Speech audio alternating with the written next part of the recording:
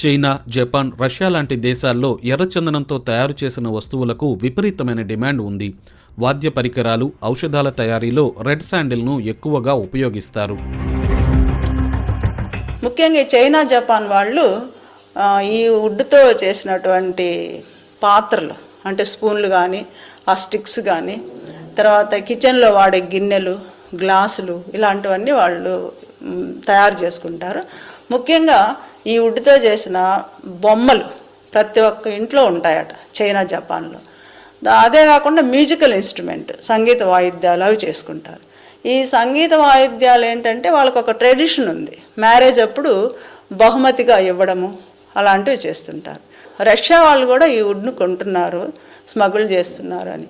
మరి ఎందుకు వీళ్ళు ఇలా చేస్తున్నారంటే అది మెడిసినల్ ఇంపార్టెన్స్ ఉంది, ఔషధ గుణాలు ఉన్నాయి. ఔషధంగా ముఖ్యంగా ఈ వయాగ్రాలో వాడడము,